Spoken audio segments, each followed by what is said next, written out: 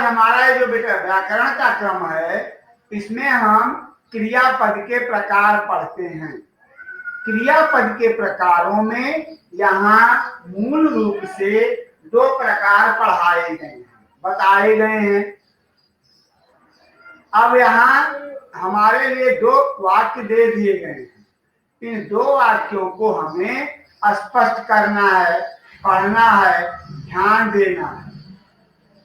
जैसे रानी मुस्कुराई और मुंदर ने झटपट शरबत बनाया। यहाँ पर ये जो हमारा डार्क अक्षर है, जैसे मुस्कुराई और बनाया, ये एक प्रकार से हमारे क्रियापद हैं। इन क्रियापदों में पढ़ना है तो अब क्रिया के साथ बेटे कर्ता के साथ कर्म का होना आवश्यक होता है और कभी कभी कर्ता के साथ कर्म नहीं होता है, क्योंकि इसके जो शब्द विभाग हैं, कर्ता, क्रिया, कर्म और बहुत से शब्द मिलकर एक वाक्य की रचना करते हैं। यहाँ जैसे हमने पढ़ा कि मुस्कुराई, रानी मुस्कुराई, रानी मुस्कुराई में किसी कर्म की आवश्यकता नहीं है। जब हमारे शब्दों में कर्म की आवश्यकता नहीं होती है तो हम उन्हें अकर्मक क्रिया कहते हैं। लेकिन जिन शब्दों में क्रिया में कर्म आवश्यक होता है हम उसे सकर्मक क्रिया कहते हैं। और इस प्रकार यहाँ तुम्हें इन दोनों क्रियाओं की परिभाषा लिखी गई है और साधारण अर्थ में लिखा गया है कि जिन क्रियाओं में कर्म की आवश्यकता पड़, यहाँ देखो अकर्मक में जिन क्रियाओं को कर्म की आवश्यकता नहीं होती उन्हें अकर्मक क्रिया कहते हैं। जैसे आना, जाना, हंसना, रोना, सोना, दौड़ना, उठना, ये हमारी क्रियाएं अकर्मक क्रियाएं हैं, क्योंकि इनके लिए कर्म आवश्यक नहीं होता। और सकर्मक में लिखा है जिन क्रियाओं को कर्म की आवश्यकता पड़ती है उन्हें सकर्मक कहते हैं। अर्थात सकर्मक कर्म के साथ, जैसे लिखना, पढ़ना, बेचना, समझना, सुनना, बनाना इत्यादि। तो हम अपने इन शब्दों को इस क्रम में पढ़ लेते हैं।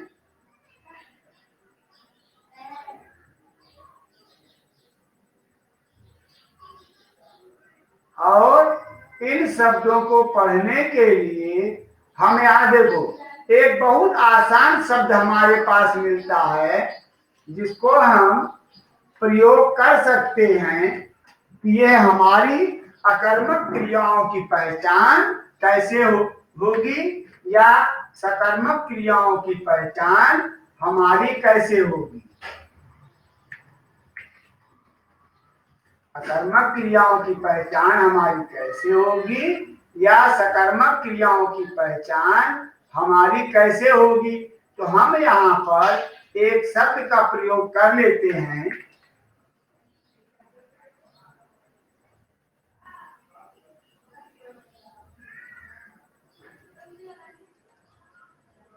हिंदी में एक शब्द होता है क्या, और जो हमारा क्या शब्द है वो हमारे इन अकर्मक क्रियाओं के लिए, ये जो हमारा क्या का शब्द है, जब ये प्रश्न खड़ा हो जाता है तब हम ये कहते हैं, और जब हम प्रश्न का उत्तर देने के लिए मजबूर हो जाते हैं या हमारा प्रश्न इस उत्तर से परिपूर्ण नहीं होता है, जब तक हम उत्तर नहीं लिखेंगे ये परिपूर्ण नहीं होगा, कोई ना कोई इसके लिए हमें प्रश्न उठा देगा।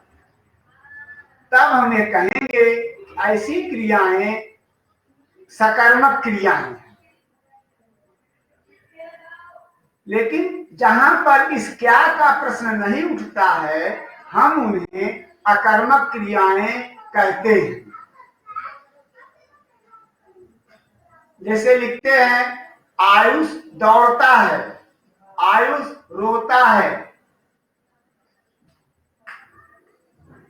रमेश हंसता है, हरि जाता है,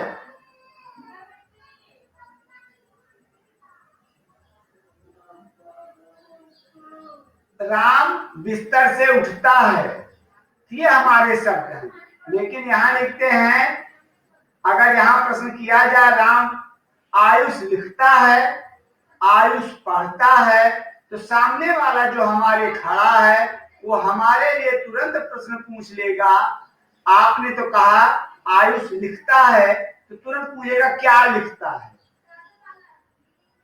आयुष पढ़ता है तो तुरंत पूछेगा क्या पढ़ता है। आयुष बेचता है, तुरंत पूछेगा क्या बेचता है। राम समझता है तो पूछेंगे क्या समझता है। राधा सुनती है तो क्या सुनती है। श्याम बनाता है तो फिर प्रश्न पूछेगा कि वो क्या बनाता है। इस क्रम में जब हम देखते हैं तो हमें यहां जवाब देना पड़ता है कि आयुष लिखता है, क्या लिख देंगे हिंदी, तो आयुष हिंदी लिखता है। पढ़ना पढ़ता है, क्या पढ़ता है, अंग्रेजी पढ़ता है। बेचता है, क्या बेचता है, लिख देंगे कि सब्जियां बेचता है। या फिर अगले क्रम में समझता है, राम समझता है, क्या समझता है, हिंदी समझता है या संस्कृत समझता है।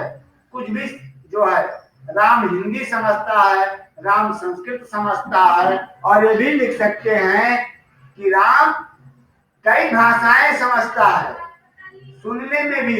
इस प्रकार हम अपने इन क्रियापदों को यहाँ अकर्मक और सकर्मक पढ़ भी लेंगे, इनका अर्थ भी लिख लेंगे, और ये जो हमारे अकर्मक और सकर्मक शब्द हैं इनके द्वारा हम कुछ वाक्य भी लिखकर अभ्यास कर लेंगे।